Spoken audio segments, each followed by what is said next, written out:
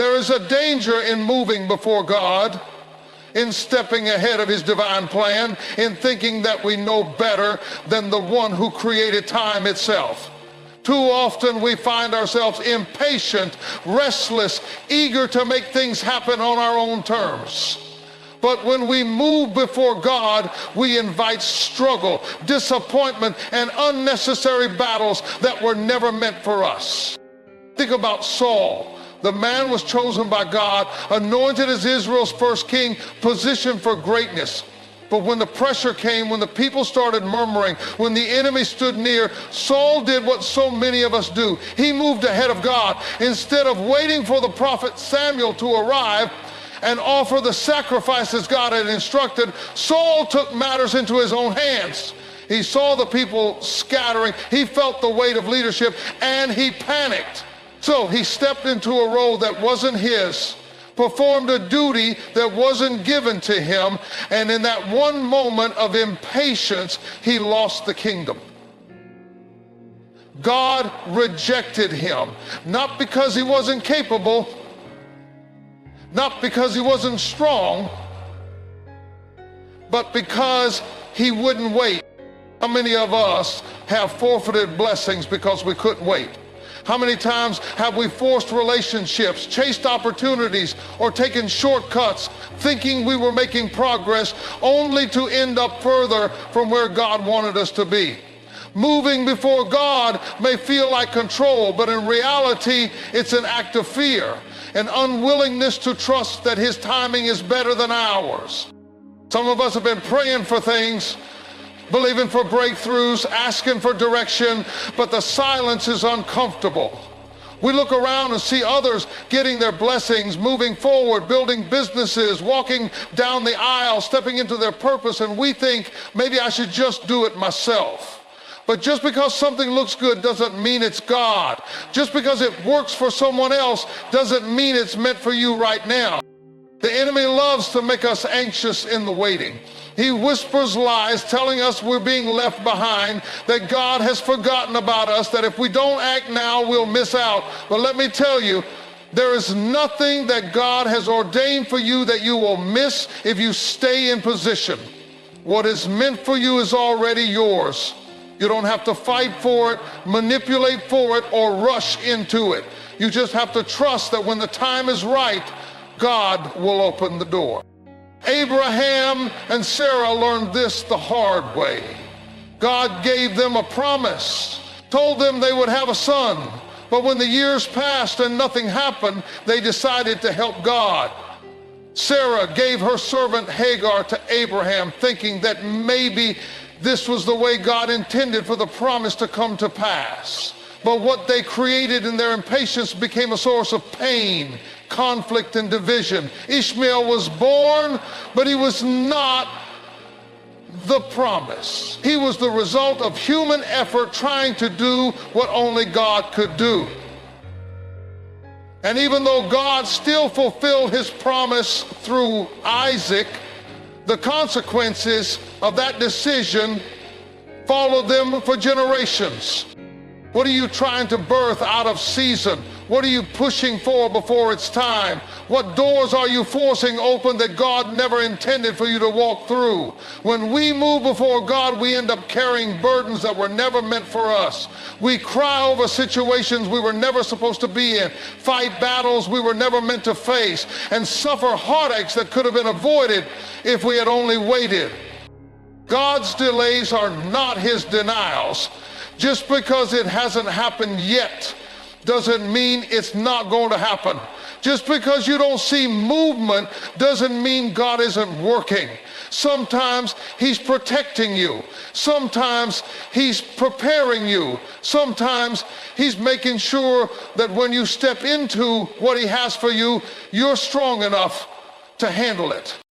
If Saul had just waited a little longer, if Abraham and Sarah had trusted a little more, how different would their stories have been? And if you wait on God, if you trust his timing over your own, how much more peace, joy, and blessing will you walk into? So don't move before God.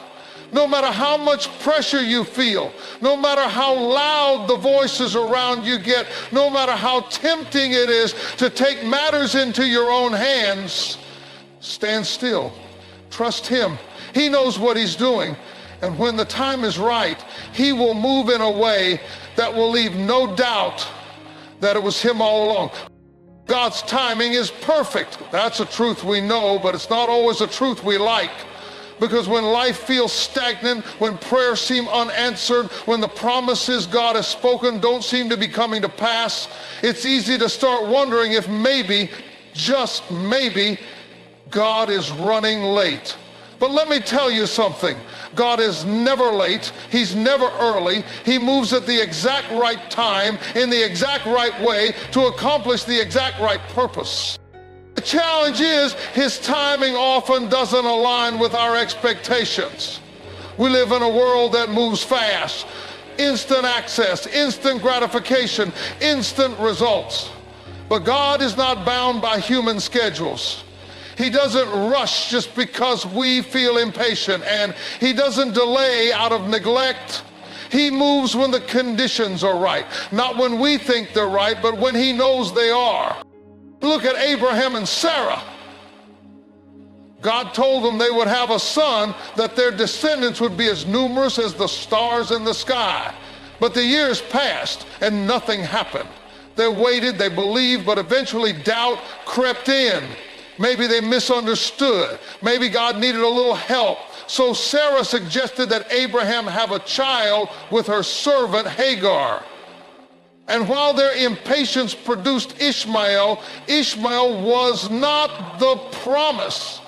The promise was still coming, but because they tried to rush God's timing, they created complications they were never meant to endure. How many times have we done the same thing? How many times have we gotten tired of waiting and tried to help God only to create problems that were never part of his plan? How many times have we forced something before its time only to realize later that we should have waited? Moving outside of God's timing doesn't speed up his promise, it only prolongs the process. But when we wait on God, when we trust his timing, when we refuse to move ahead of him, we position ourselves to receive the fullness of what he has for us. Because when God brings something to pass, it is complete. It is whole. It is not something we have to fight to maintain or struggle to hold on to. What God ordains, he sustains. Lazarus was sick, and his sisters, Mary and Martha, sent word to Jesus expecting him to come right away, but Jesus didn't move immediately. He stayed where he was for 2 more days. And by the time he arrived, Lazarus had been dead for 4 days. In their eyes, Jesus was late. He had missed his moment. But in reality, Jesus was right on time. Because if he had come when they wanted him to, he would have healed a sick man. But by waiting, he resurrected a dead man. Sometimes God delays because what we're asking for is too small. We're asking for healing, and he's planning resurrection. We're asking for provision, and he's setting up overflow. We're asking for a door, and he's building an entire house. If God isn't moving as quickly as you'd like, don't get discouraged. Don't assume he's forgotten about you. Don't believe the lie that he's passing you by. He's setting you up for something greater than you imagine. The problem with rushing God's timing is that it often leads us into situations we aren't prepared for.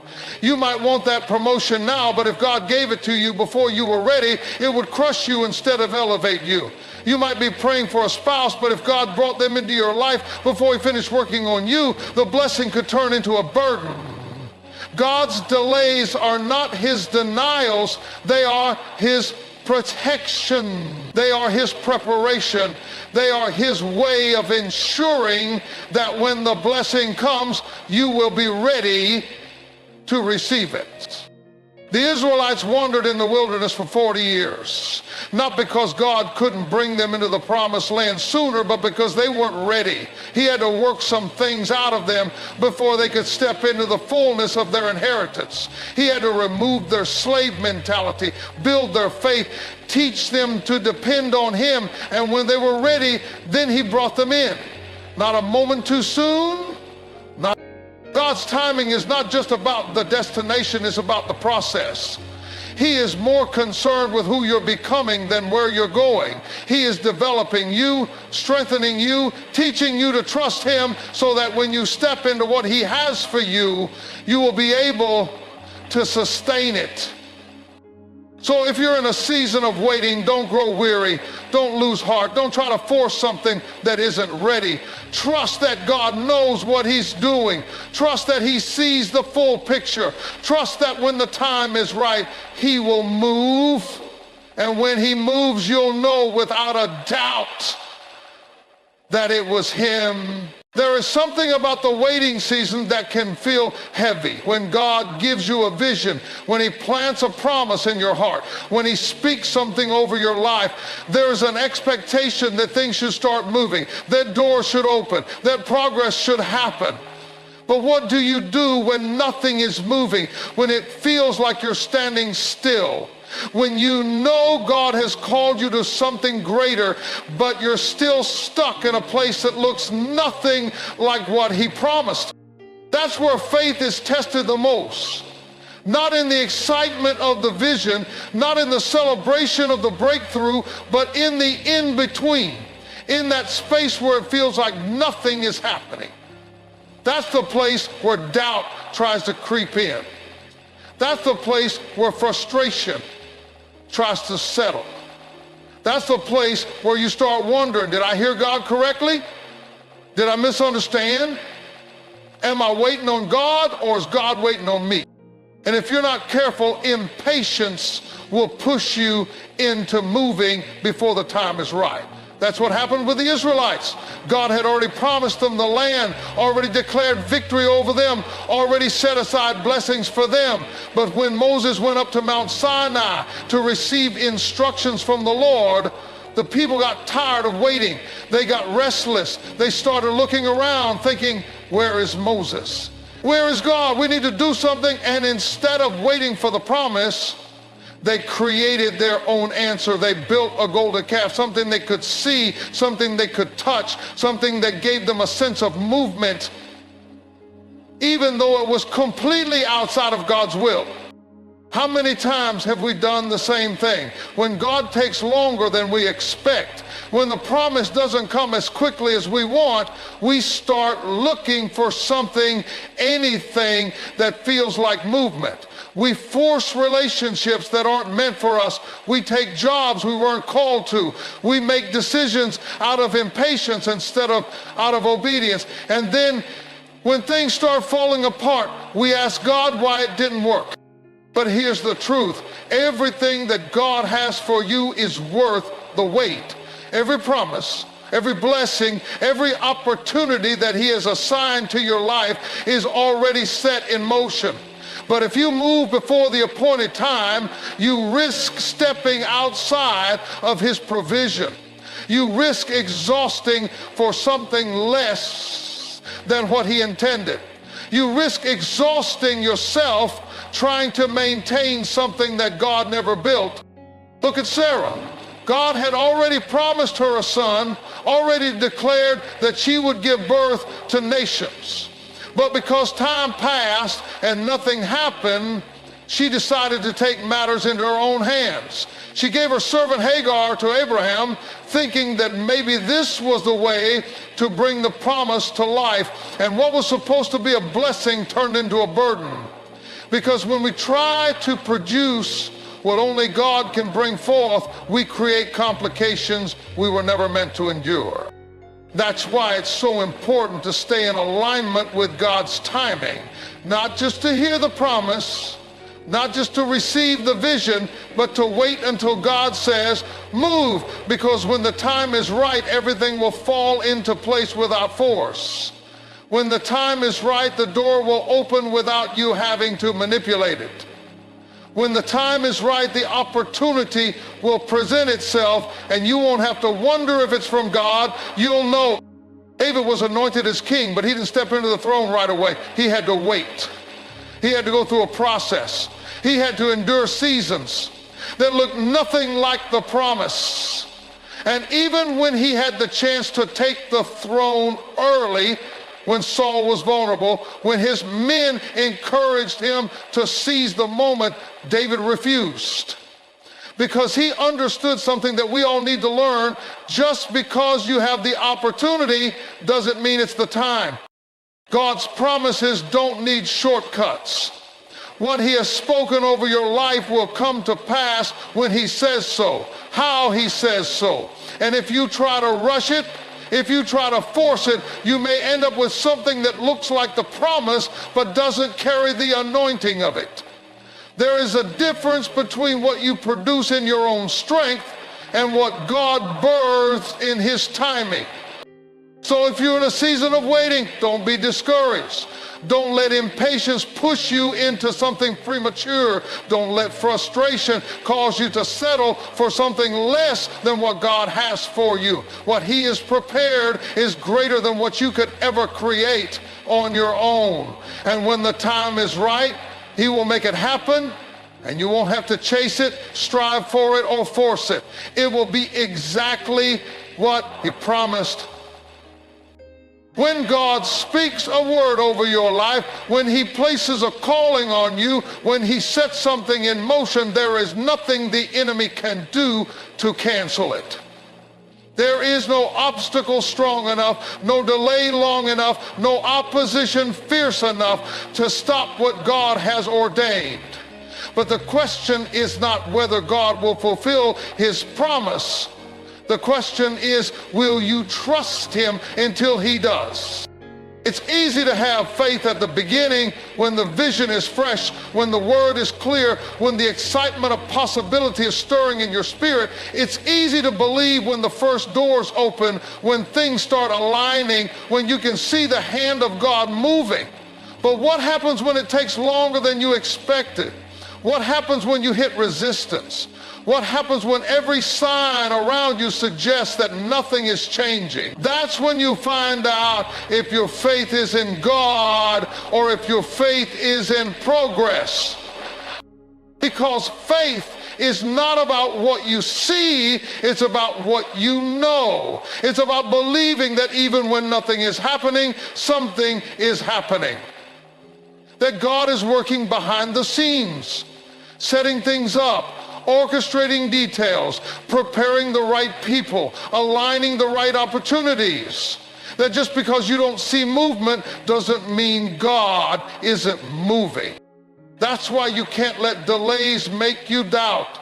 You can't let silence make you settle. You can't let the enemy convince you that because it hasn't happened yet, it's not going to happen. When God makes a promise, he keeps it. He is not a man that he should lie. He does not change his mind. What he spoke over you before time began is still in motion, still unfolding, still coming together, even if you can't see it yet. Joseph had a dream as a teenager, a vision from God that he would be in a position of great authority, that he would be elevated, that he would be used for something greater. But the moment he received the vision, his life went in the opposite direction. Instead of being lifted up, he was thrown down into a pit, into slavery, into a prison. Every step of the way, it seemed like the promise was getting further and further away.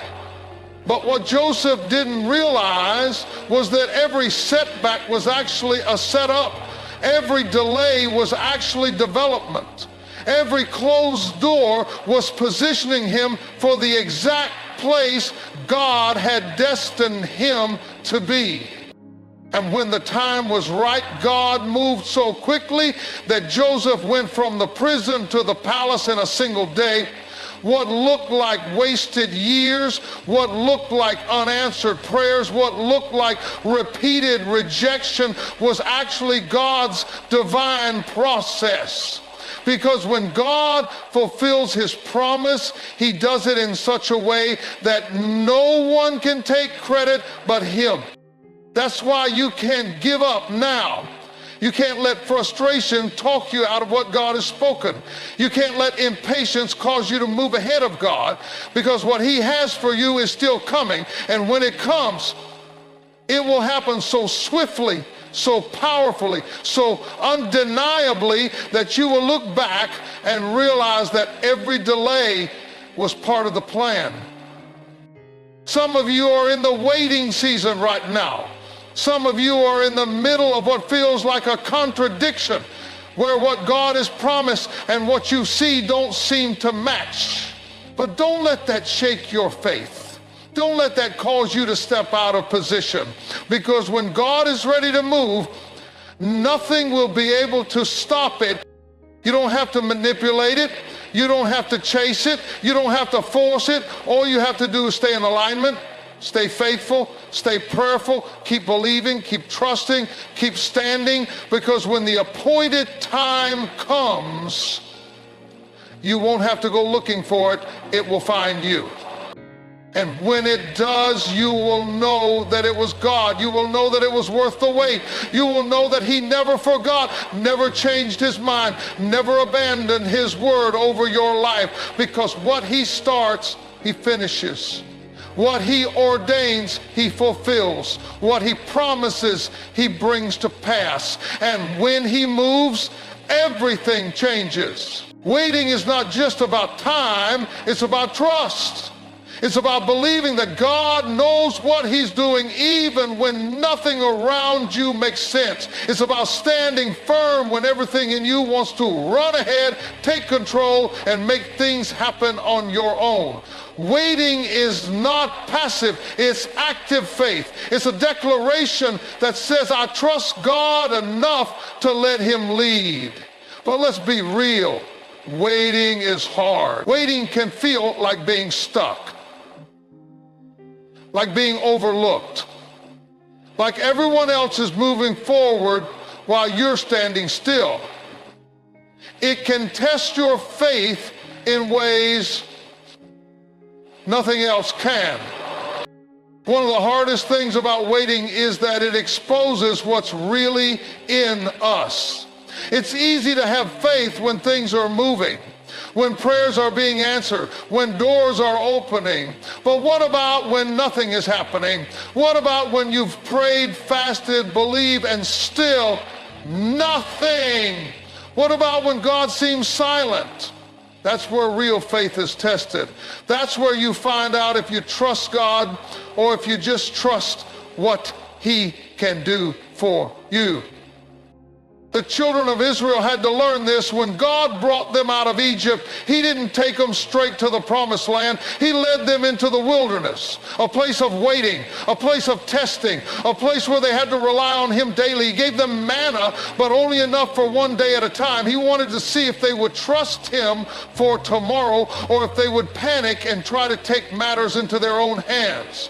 If they're knowing in their act, and many of them failed the test. They complained, they doubted, they rebelled, because waiting has a way of revealing what's in your heart. The waiting isn't punishment, it's preparation. It's in the waiting that God strengthens you, refines you, and removes the things in you that can't go into your next season. Some of us are waiting not because God is denying us, but because he's developing us. There are things we're asking for that we're not ready for yet. There are doors we want to walk through, but if God opened them too soon, they would crush us instead of bless us. God doesn't just want to give you what you're praying for. He wants to make sure you can handle it when it comes. That's why Isaiah 40:31 says, but those who wait on the Lord shall renew their strength. They shall mount up with wings like eagles. They shall run and not be weary. They shall walk and not faint.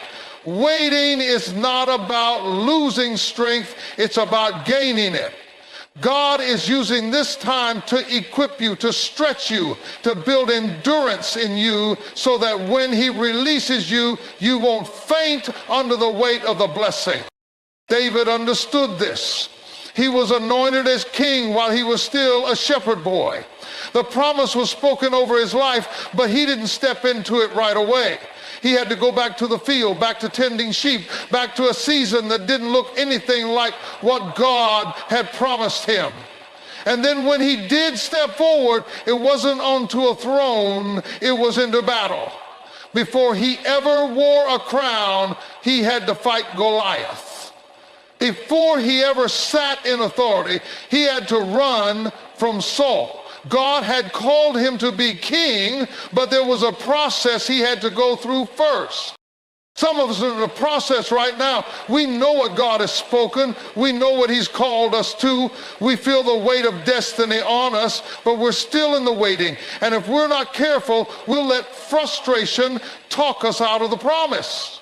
We'll let impatience push us into something we're not ready for. We'll start thinking that maybe God forgot. Maybe we misunderstood. Maybe we need to make something happen on our own. But God does not forget his promises. If he said it, he will do it. The question is, can you trust him in the meantime? Waiting is a test of faith, but it's also a test of character. God isn't just concerned with getting you to the promise. He's concerned with making sure you're the right person for the promise. He's more interested in who you're becoming than in how fast you get there. That's why the process takes time. That's why he's stretching you, refining you, molding you. Because when he does release you, he wants you to be able to sustain the blessing, not just receive it. So if you're waiting right now, don't despise it. Don't rush the process. Don't let frustration cause you to move ahead of God. What he has for you is worth the wait. And when the time is right, he will move so swiftly, so powerfully, so undeniably that you'll look back and realize he was never late. He was preparing you all along. One of the greatest challenges we face in life is knowing what to do and when to do it. Opportunities come, decisions must be made, paths must be chosen, and if we're not careful, we can find ourselves moving in the wrong direction simply because we didn't seek God first.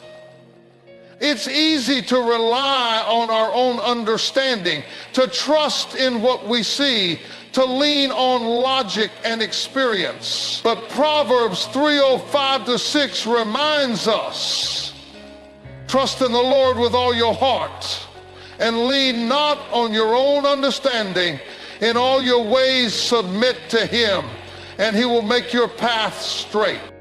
There is something powerful about seeking God's guidance before making a move. Because when we do, we step into divine alignment. We walk in wisdom. We avoid unnecessary pain, unnecessary setbacks, unnecessary struggles that come from doing things our own way. But too often we pray after we've already made the decision. We ask God to bless what we've already started instead of asking him if we should start it in the first place. Look at Joshua and the Israelites. God had just given them a miraculous victory at Jericho. They had seen the walls fall down. They had experienced his power firsthand. But when they approached the city of Ai, they didn't stop to seek God. They assumed that because Jericho had been an easy victory, Ai would be too. They moved without consulting the Lord, and they suffered defeat. Not because God had changed, not because he wasn't with them, but because they didn't ask for his direction. How many times have we done the same thing? We assume that just because something looks good, it must be from God. Just because a door is open doesn't mean we're supposed to walk through it. Just because an opportunity is in front of us doesn't mean it's God's plan for us. And if we don't take the time to seek his guidance, we can end up walking into battles we were never supposed to fight. Seeking God's guidance is more than just asking him to bless our plans. It's surrendering our plans to him. It's saying, Lord, before I move, before I decide, before I act, I need to know, what do you want me to do? Because the truth is, we don't always know what's best. Our perspective is limited. We see what's right in front of us, but God sees the full picture. He sees the roadblocks we can't see, the detours we don't expect, the dangers we don't anticipate. And when we trust him to lead us, he guides us in ways that protect us and position us for greater things. David understood this principle well. Before every battle, he inquired of the Lord. Even when he was a skilled warrior, even when he had experience, even when it seemed like he already knew what to do, he still asked, Lord, shall I go up? Shall I pursue? Will you give me the victory? And because he sought God's direction, he never fought a battle alone. He never moved outside of God's will, and as a result, he walked in consistent victory. But when we don't seek God, when we rely on our own understanding, we end up in situations we were never meant to be in. We chase after things that aren't meant for us. We connect with people who pull us away from our purpose. We enter into relationships, jobs, commitments that God never assigned to us. And then we wonder why we feel lost, why we feel overwhelmed, why things aren't working out. It's because we moved before we asked. God desires to lead us, but he won't force us to follow him. He has given us free will, the ability to choose. And some of us are struggling not because the enemy attacked us, but because we made decisions without asking God first.